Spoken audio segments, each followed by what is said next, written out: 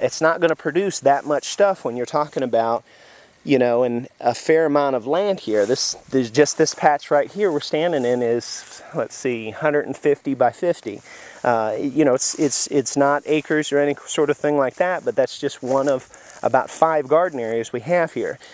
It takes a tremendous amount of stuff to even put a you know, 1/4 inch level of cow manure in a patch like this, or chicken manure. So, you know, this sort of thing is, again, unless you're having a big old herd of cattle, the idea that you can do everything truly self-sufficient organically is kind of a myth, because where are you going to get the stuff from? You know, your compost pile from an average family of 4 or 5 people is not going to be large enough to truly support the gardens and the area needed to grow the same amount of food for that same family.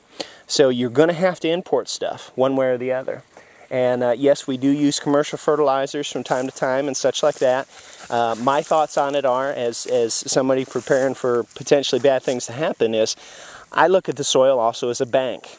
All right, if I'm just using rabbit manure and such like that, all right, I'm putting pennies, you know, in the bank as far as fertility. All right, now if something happens and I need to draw out of there, I don't have a lot really to bank on. Okay, but now if I'm putting in some of the commercial fertilizers and things like that, where it's going to reduce or increase the fertility a tremendous amount, and really only have losses of say the nitrogen and things like that with our more or less sand-based soil here, you know, have any immediate losses like that.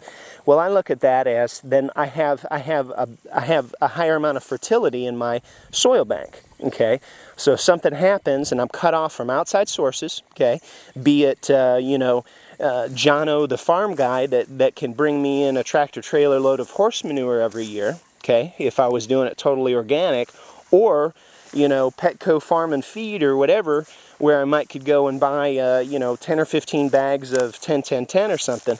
If I'm cut out from outside sources for a long period of time, I want to have my soil fertility as high as I possibly can to begin with. Okay, so again, this is where we differ from organic gardening and such like that in our theories on this stuff. Again, we're talking about when bad stuff happens. And again, if unless you have a large herd of like cows or something like that, you're just not going to produce enough on your own homestead to really not have to rely on outside sources. The better organic farmers gardeners and things like that, usually they all bring in something from outside sources. If somebody tells you they're growing enough food for a family of 5 and it's all done on their property, they're never outsourcing anything, well, they're either pretty darn good, like Steve Solomon type good, or they're full of crap, because it's not possible to really enrich the soil, or they got some great soil to begin with and they're just depleting the amount that they're bringing in. So we'll show you this again here in a little while after it's been disc harrowed and stuff, and you'll see what it's going to do is we're going to turn a lot of the residue from these last couple of crops, and even just, you know, the cover crop that was left on here, which really for this summer was just weeds and whatever was left over. You saw bits and pieces of of corn cobs and corn stalks and things like that. Also from some of the beans left over and things like that. Some of them regrew. This is, you know, cover crop doesn't have to be your picture perfect you know, legume or something like that. A cover crop can be a stand of grass. You know, it's you're turning green manure back into the soil. You're keeping the cover crop on there so your soil doesn't wash away or blow away if you're in like the Midwest or a western state where you get a high amount of wind or something like that. So we'll show you it again after we get it all disc and ready for planting. And here is some of the area we showed earlier where the crop residues and such were fixing to be disked into the ground.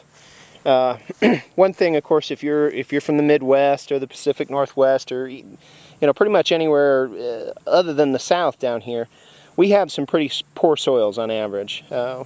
And the state we're in, in the northern part, it runs to be a heavy clay type soil, and in the southern part here, it tends to be more of a sandy kind of grayish soil and such. And this typical color on this type of soil right here is more of a darker gray. But just to give you an idea here, you would not get this type and this tilth of soil in this area if you had not been doing things to build up the soil. Okay, the only way you'd get soil that looked like this if you weren't doing anything to build it up would be if you bought it out of bags from the store. Okay, and let me tell you what, I am way too cheap to do that, and I grow too large of an area to buy to bring in my own dirt. A couple of raised beds, yeah, no problem. Bring in your own dirt, save yourself some time in developing your soil, all that good stuff.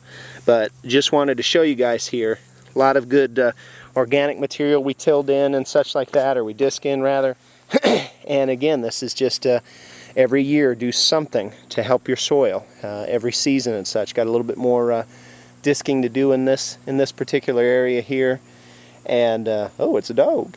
Oh, there's my dog. Oh, little inside joke there, but goes on bread. The point is, you know, do something to your soil, as we said before. And what we're going to do next is we're going to look at a sample soil test and to see what we would need to do to prepare the soil for a planting.